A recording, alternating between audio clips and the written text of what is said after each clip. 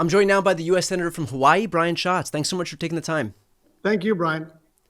So we have some new news in terms of what you yourself are doing to push back against this administration. And I was really looking forward to talking to you about this today, because we have been looking for Democrats to wield what tools we do have at our disposal from the minority. And you're doing exactly that. So can you explain what you're doing?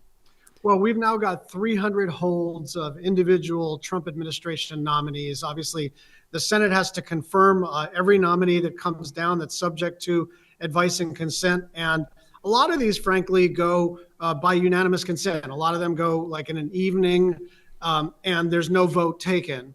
And that's a normal thing to do. And it's something that I've agreed to many, many times, because that's kind of the way you have to govern. In a normal world. In a normal world. And that's the point here. And what I'm doing is holding all of them and requiring a roll call vote for all 300 of these nominees, some of them in the State Department jurisdiction, some of them in health, education, labor, and pensions, across the United States government. I just don't think we can make anything easy for them. I also would like to point out Ruben Gallego, Adam Schiff, Dick Blumenthal are also escalating their holds in their committees of jurisdiction. So there's a broad recognition that, not everybody's going to give a 25-hour speech like my very dear friend Cory Booker, but everybody can do something. And so this is something that I could do today. Of course, I had 250 holds and I just added another 50, but Ruben and others are also stepping up. There's a broader recognition that we should not give anything away for free, even if, frankly, some of these things are not objectionable on their face. It may be a deputy administrator for a tech research agency that we have no particular objections to. But our point of view is, hey, everything takes time.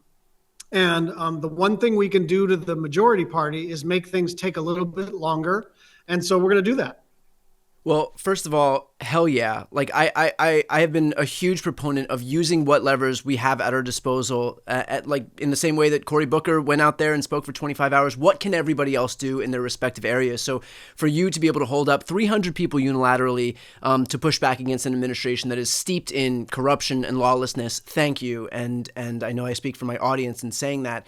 What does the fact that the Senate is going to be bogged down in advancing these nominations on an individualized basis, what does that do to the broader effort of the Republicans to be able to push legislation forward, for example, in the Senate?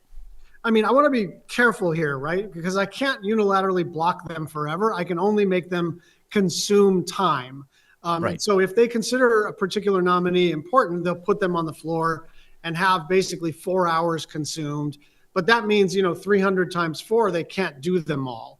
Right. And so it does slow them down. It does complicate their efforts.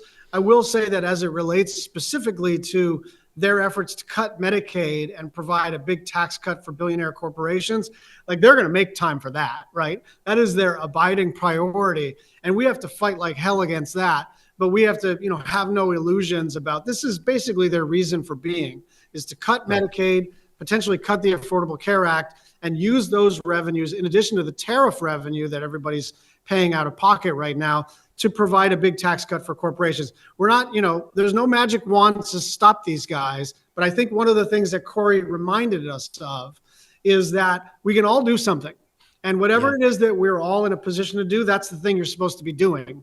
And the other thing, I talked at length before Cory took the floor. And, it was not part of some grand strategy that's been mapped out for the next 6 months. And I think that's one of the problems with Democrats is we want everything to be tight and organized and a grand strategic plan.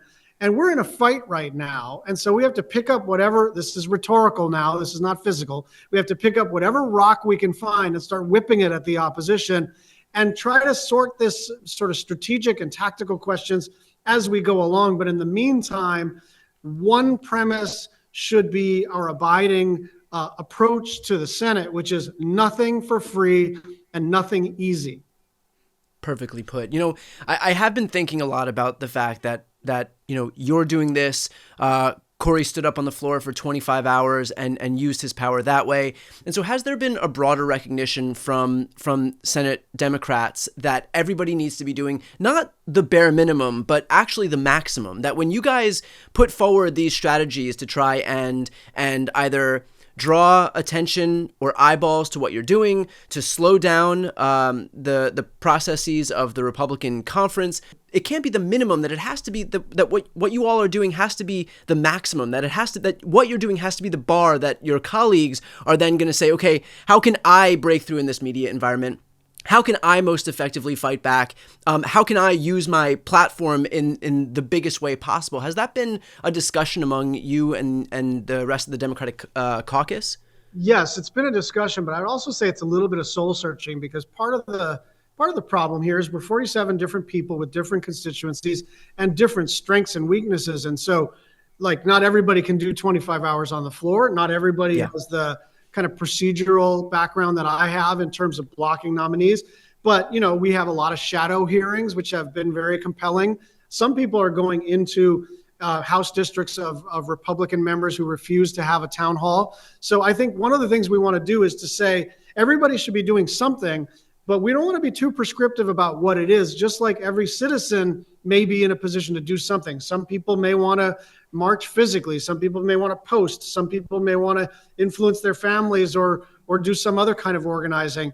And I think one of the things that needs to be fixed in the Democratic coalition is we're a little fussy with each other about which tactic is supposed to work and who's doing the best in their form of resistance. Like, we should just sort of say, anybody who's helping in any way, think of it like a potluck. Someone comes in and they got a macaroni salad. Thank you very much. Someone's got Kalbi ribs. Thank you very much. Someone brought napkins.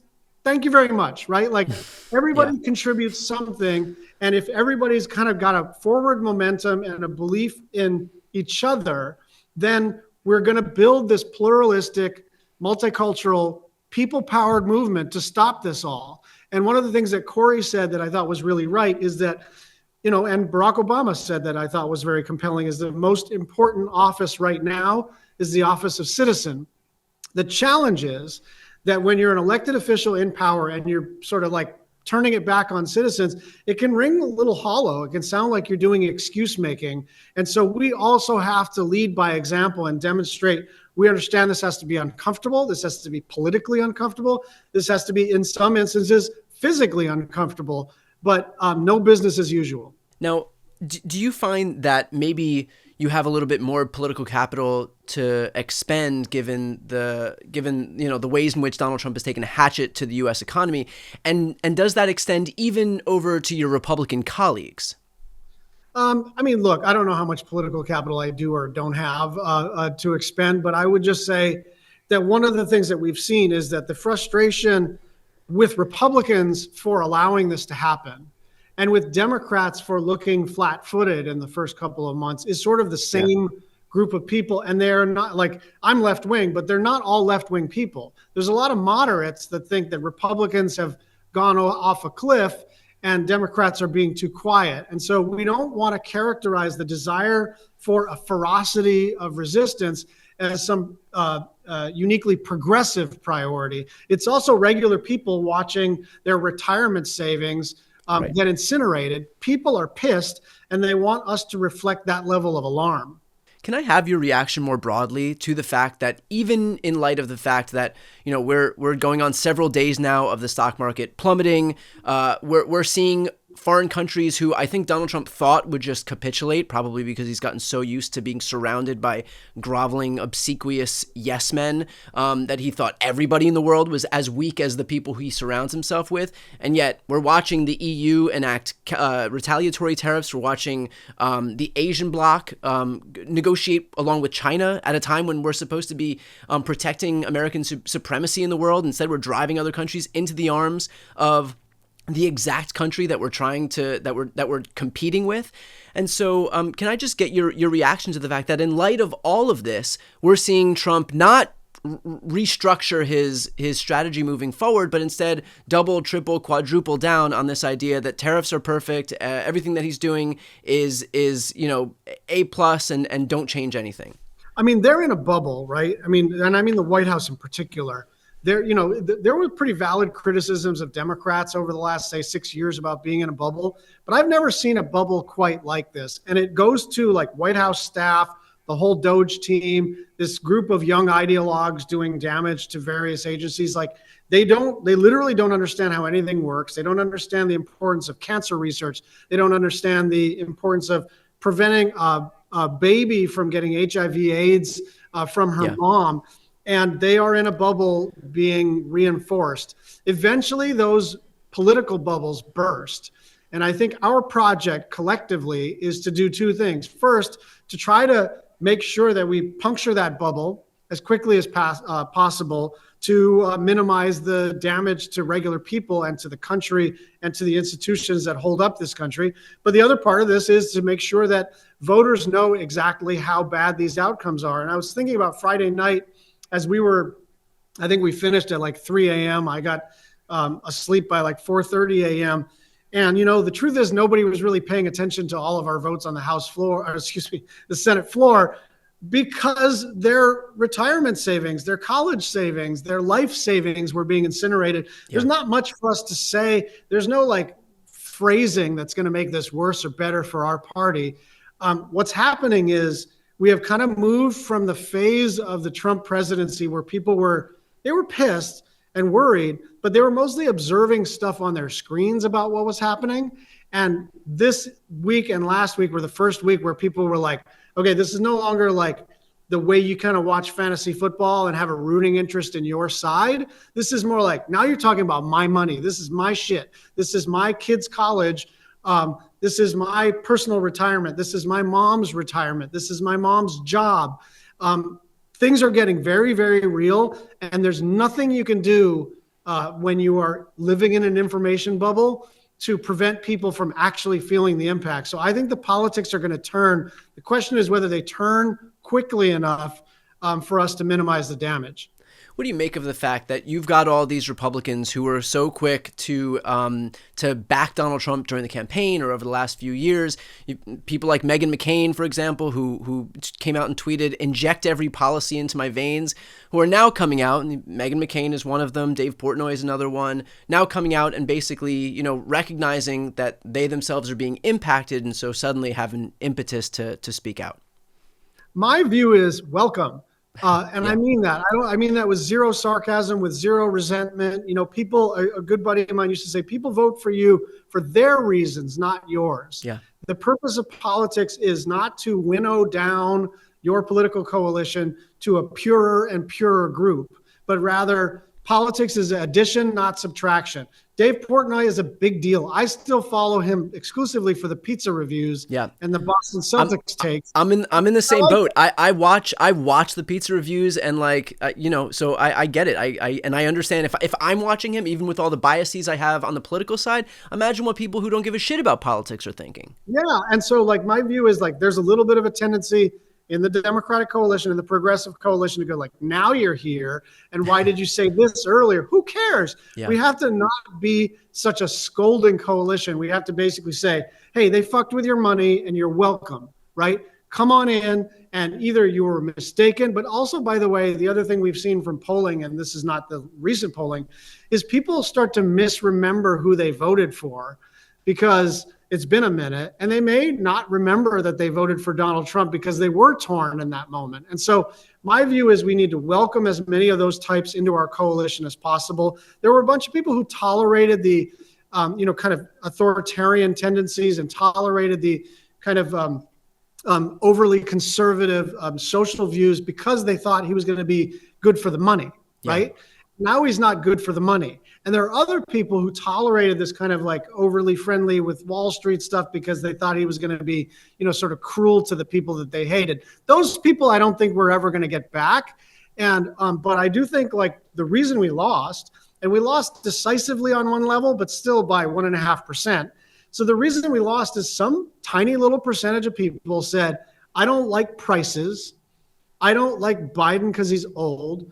I don't like what I've been paying. And when I remember the Trump administration from the first time, I remember money in my pocket, right? And maybe they're misremembering, or maybe they're remembering correctly because during COVID, we did have a bunch of cash payments out to people. So there were a bunch of people who were very low income, low asset, levels, but they had $7,000 in the bank. They were out of credit card debt, if only for 6 or 12 months. And they wanted to go back to that time. So once you start messing with people's money, I think we should not assume that there are any permanent realignments, and those alignments only go against us, right? There was a bit of a realignment in the last election. It's a very real thing. But now we need to think about the veterans that have been laid off, the people who depend on Social Security, the parks workers, the FAA folks, the current and former military people, civilian and military, and then anybody of the 60% of the Americans who've got money in the stock market, either individual stocks or mutual funds, 401ks, 403bs. Everybody's welcome in our coalition. If you hate all this shit, you're part of the team. Right. I think that's the perfect point, is that this isn't the time for a victory lap. This is a time where we have an opportunity to capitalize on a lot of folks who are, for whatever reason, it's not important to relitigate the 2024 election. It's over, but we have the opportunity to get them back. And usually we aren't handed these opportunities on such a silver platter as we have now, in the sense that, Trump has crashed the stock market. He's destroyed people's 401ks. He's gutting healthcare, firing veterans. I mean, again, if your goal is to just go around and finger point at people and lecture them and beat your chest, that's one thing. But the goal really should be the work of persuasion, and we have an opportunity to get a lot of these people back, and think about how much time and energy we put toward persuading people as we head toward an election. If we have the chance to use some of those tools right now and bring those people back into the fold, we should use it. So to that point, I appreciate your perspective here and appreciate the work you're doing and fighting back against this administration. Senator Schatz. Thank you, Brian. One final point, if you don't mind. Sure. The word welcome is such a powerful word, right? You come into someone's house, to use that potluck analogy. You come into someone's house, if they open the door and you've got something in your hand and they don't say the word welcome, you're kind of like, oh, this is a little awkward. You're still going to walk in, you're still going to put your plate down, and you're still going to enjoy the party best you can. The word welcome is so powerful in life, but in particular in politics. So all of us have to get into the habit, even if it's just a tactical approach, even if you don't feel that in your heart of hearts, you should just welcome anyone into the coalition who wants to join you, and do not be too probing as to whether or not they're pure on every single issue or how they voted last year. If they want to join us, they are welcome, because politics is addition, not subtraction. Perfectly put. Senator Schatz, appreciate your time. Thank you, Brian.